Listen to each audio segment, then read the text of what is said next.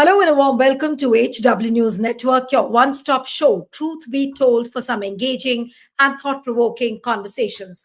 Now, Supreme Court has asked the center to come out with regulatory mechanism for telecast or airing of programs as it allowed YouTuber Ranveer Allahabadia to resume his show, but cautioned him that the show must be within standards of decency and morality. Now, a bench of justices Surikant and N. Kotishwar Singh told Solicitor General Tushar Mehta to come out with a draft regulatory measure in terms with the known standards of morality which can be brought in public domain to invite suggestions from all the stakeholders before taking any legislative or judicial measure in this regard. And the court said that it was inclined to expand the scope of instant proceedings. So, of course, it's some relief to Ranveer Allahabadia. But the big questions which emanate after this order is that will the government use this opportunity to tighten the noose around the social media? And has the court this time failed the media, failed the freedom, the idea of freedom of expression? Has the court given an opportunity to the government now to do this unconstitutional act?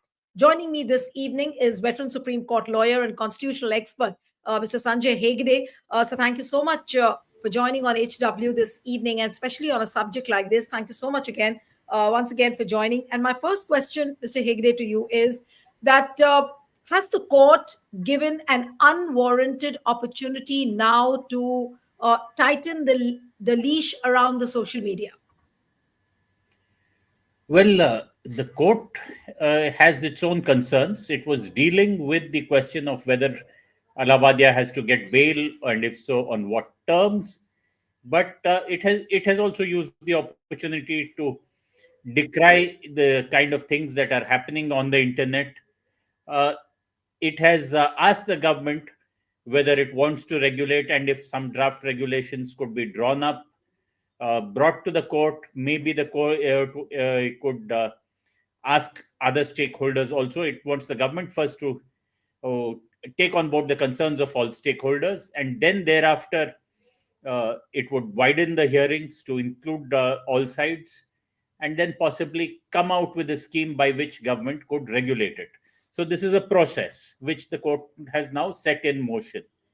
I think, however, that the government now has been given a opportunity to do what it has always wanted, to regulate new media. I'd prefer to call it. It's not only social media, because what happens is that we uh, talk on programs like this, and then thereafter clips of it and thumbnails of it populate the internet, and are sent from each other to WhatsApp, and then people who want to see the show, uh, going by the teasers, then they click on those links and watch the entire show. So the thing is that once there are regulations, the government will necessarily have to enforce those regulations, and then it has the option of selectively enforcing them. So the government, which kept pushing for a free internet, or there are enough civil society activists who want a free internet with net neutrality and things like that, uh, may soon have to accept the idea that the government can regulate certain things, and how the government does it is another question. Will they have a walled garden that certain sites cannot be accessed whatsoever? Or will they have a takedown regime where they can tell the platforms concerned to take off content immediately, and then thereafter have a process of appeals? So these are things which are still lying in the air. But the idea that regulations can come after you is what is being used currently to silence new media, or at least have new media indulge in self censorship. Right. So, in fact, the creative people always try to push the envelope, in terms of creativity. And so the big question and the big worry is that will the Supreme Court order now encourage more censorship? In fact, you said self censorship. And I'm also wondering, as a YouTuber, when we are making complaints, when we are putting the titles, that supposing, and most of the times, platforms like ours, we are questioning the policy, we are questioning the intent of the government, and obviously from the point of view of the people, because we try and raise the people's voices. So, my worry as a YouTuber currently is, after seeing the Allahabadia order, that what if I make a certain thumbnail, and and if it criticizes Prime Minister Modi, or for that matter Amit Shah, or for that matter Yogi Adityanath, or anybody in the constitutional post, will there be a risk that my platform, uh, the monetization of the platform can stop, or we would be asked to take down that video? What are the worries? I just genuinely want to understand from you at this point of time. No, we have to obviously wait for the regulations, but how are regulations made so that they are enforceable? And enforceability, as I told you, could be by the government saying that the moment somebody passes an order, the content will have to be taken out. And if the government is smart, it may even say that no, this kind of content cannot be monetized. Once that happens, Hmm. it may well be that the platforms themselves say that this is too much of this particular contributor is too much of a problem to host. So therefore, we stop hosting that altogether. You see, the point is now freedom of speech is not only against the government. You have to see that the big social media platforms, Google, YouTube, Meta, all of them enforce it and are on the same page. Yeah. So, yeah, but everybody is also questioning. There are questions raised on the court, that should a bench of judges, should they have given an opportunity to the government to frame guidelines? The court also could have refrained from a thing like this. So do you agree with this stance of the court, that they've asked the government to frame the guidelines? Well, I need not agree with everything that the court does. And sometimes courts do test the waters as to how much they can go. They wish to be informed, they wish to be briefed as to whether, for instance, in this case, I'm sure that there will be people who will come and tell them that it is almost impossible to police the internet, because the internet is, by the very nature of the medium, unpoliceable. You may you may look at content which is uploaded from India, but then there is a lot of India targeted content which is uploaded from parts outside India. How do you regulate that? And if you can't regulate that, would it be fair to regulate what is within India? Because what will happen then? Let's just take the Salabadia example. Now, if he was hosting it on YouTube, but the channel was something else, say, let's say he was on Joe Rogan's podcast. There are so many people in India who consume Joe Rogan and other podcasters from the West. Now, how would Indian courts and Indian laws reach across the net and say that if there is anything directed against India, then we will police it and we will ensure that it is not seen in India. I There are questions of India's international standing also if it were to do things like that. Right. So I'm just wondering that how will there be a balancing of all these interests you're talking about? That something which doesn't jeopardize the Indian interest, something which doesn't jeopardize the freedom of expression, doesn't jeopardize creativity. Because I'm just worried that what if YouTubers like me, or several people who are working like me, they are put behind the bars. There are cases slapped against them just because of a certain headline or a thumbnail which they have made. And that's what worries everyone at this point of time.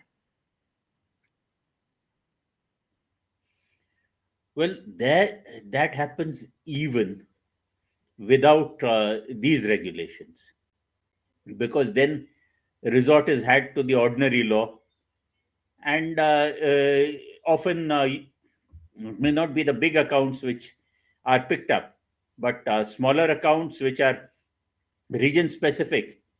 Often the police reach out and uh, see to it that the account is not repeated. So the point is that there's a different set of worries with regard to regulations, and there's a different set of worries with regard to the ordinary criminal law being used against YouTubers, etc.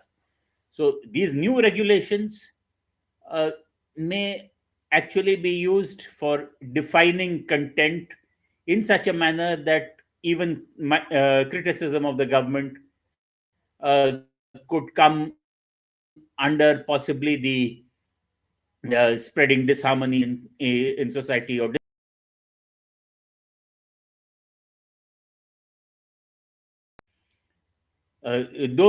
those kind of what shall we say overbroad guidelines might very well become problematic. Right. But We government have to has. wait and see what the draft brings. Right. But how soon or how late these draft guidelines might come, because there is no deadline which the Supreme Court has given. So does it now depend on the discretion of the government when they want to bring in these guidelines? Will they look for a political timing, say around elections, or they look for an opportune moment when they can introduce these regulations?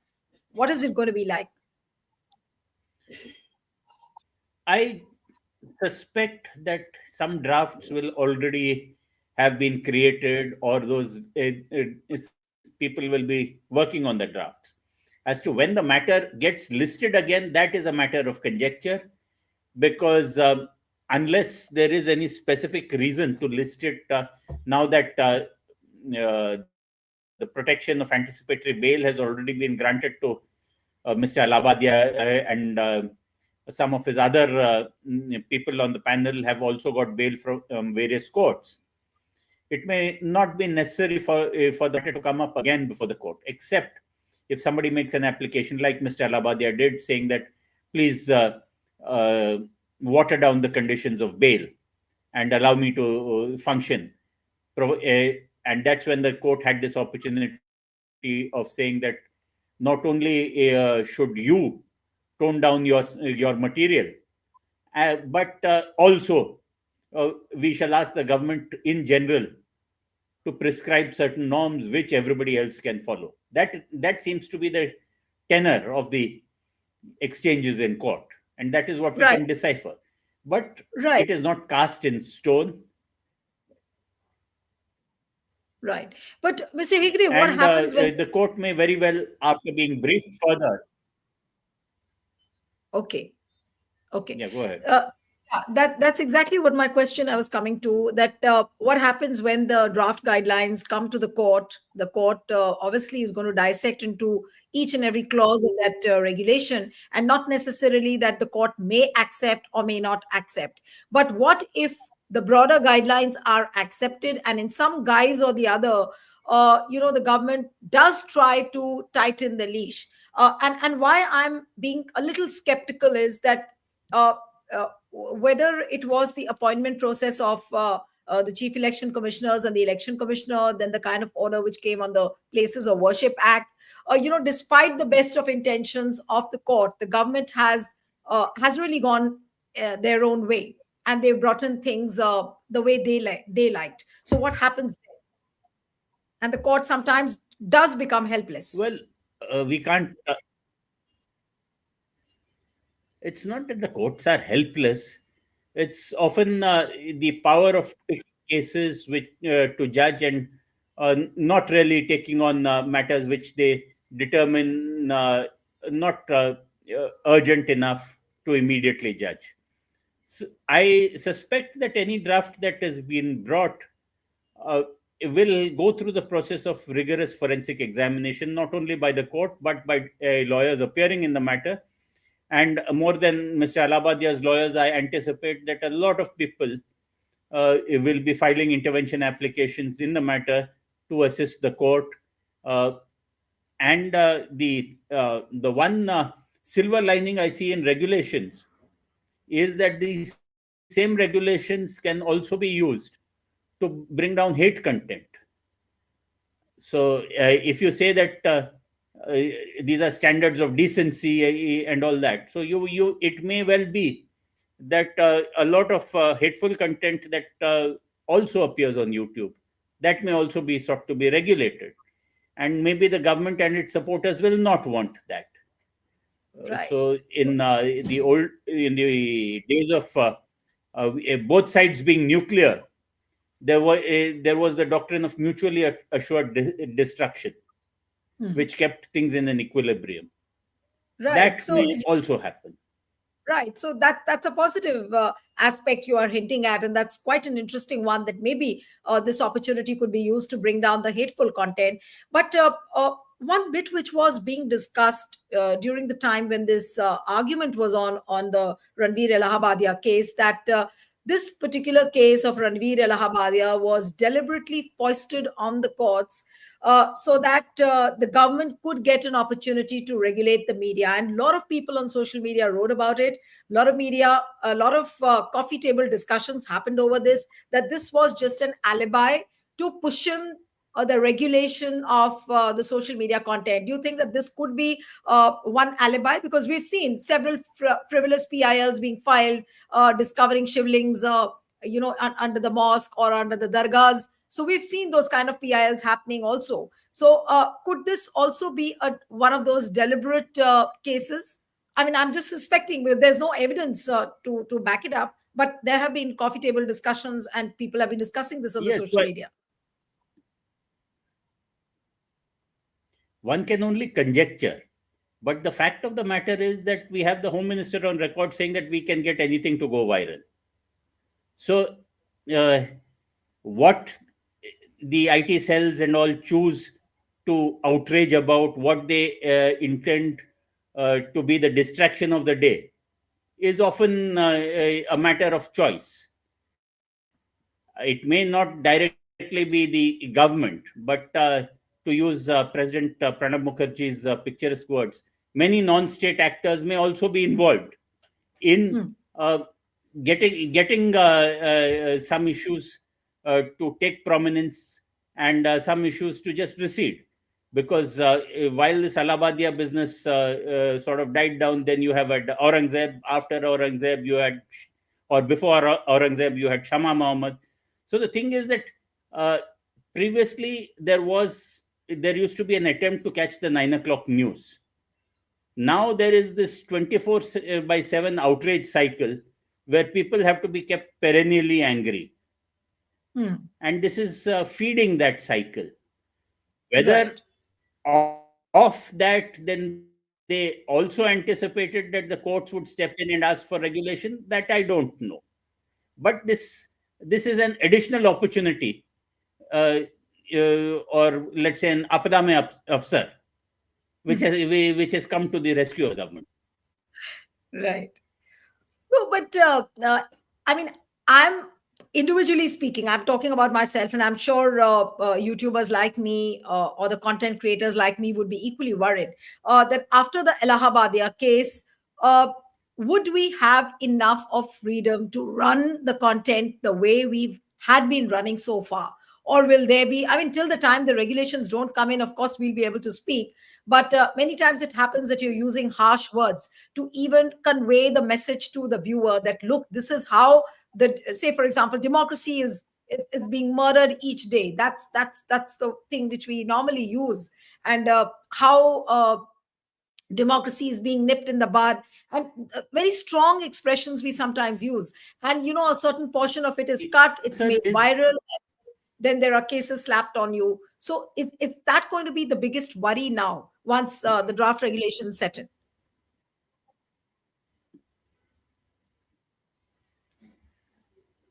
well. My answer is that one should not be deterred from doing one's job, and that if you self censor yourself, then the government or those who want censorship have already won. It is it's also that when repression increases, then strategies of handling it become more and more subtle. So it is said that in the old Soviet Union, there was a time when a farmer was asked how big was the potato crop. So the farmer said that if all the potato was all put up in a hill together, it would go right up to the heavens and reach the very feet of God. So the commissar said, "But comrade, you know that there is no God." To which the answer came, "There are no potatoes either." So what happens is that humor, sarcasm, and so many other things uh, evolve when there is greater repression. And any attempts to control thought throughout the history of humankind have always met with thought breaking free and being expressed. It is the Right. marketplace of ideas that keeps a democracy alive. Right. But when the court asks the government to consult all the stakeholders, now who all are going to be the stakeholders for the government, we do not know. But in media, the line dividing it is very, very strong. Either you favor the government, either you are singing paeans of the government, or you are strongly criticizing. So, is the government, when the stakeholding process starts, is the government really going to consult people like us who are all the time questioning the government, or will they just consult the people who are favoring the government all the time? That is also there. And the most glaring example, of course, is the One Nation One Election Committee. Now Justice Lalit also had a suggestion. Now I don't know how much of it is going to be agreed upon by the government. So my point is that will there be fairness as far as the suggestions from the stakeholders are coming? Well, if the process is not fair, it will be brought to the notice of the court, no doubt. Hmm. Yes, it may be that as a representative of of the press, some tame members of the press are co-opted, but then that will possibly diminish the credibility of the draft itself. But it is also equally possible that only a few critical members are included, and then their dissents are not taken note of at all. That Hmm. also is a technique which we have seen happening in Parliament. Yeah. So we are running ahead of the game here. This all is still in the realm of speculation. Whether there will be an honest attempt to tell the court that yes, if you want regulations, this is how we will go about it, and do these regulations look all right to you? I do not know. It may well be that some hurried draft which looks at it with the lens of exercising control and not with the lens of exercising oversight. Some draft of that kind may yet be brought before court. Then it will be for various groups to oppose that draft in court itself. Right. But since the court has not set in any deadline for the government to bring in those draft regulations, so we do not know when the government would be politically ready, and I'm quoting the word politically ready to bring in those regulations. So, what does that mean? That is the government going to Hmm. be following a slow burn policy, that they'll wait and watch whenever the time is right, just bring in these kind of regulations? So is it really going to be a political move now, and a lot of it now, or all of it now, depends on the government?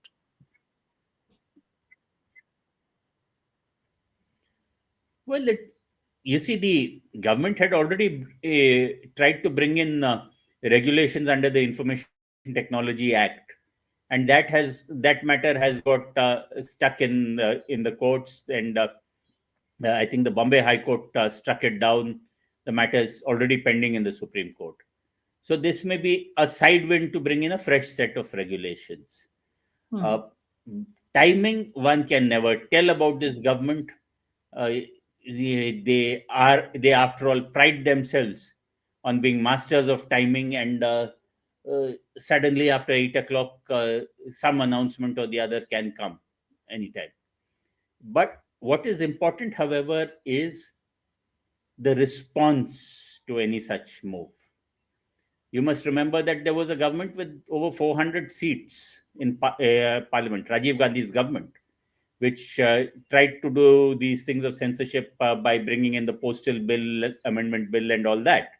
And it was the press which came out on the streets, led by people like Arun Shori, Enram, and others, which then forced that government to stay its hands.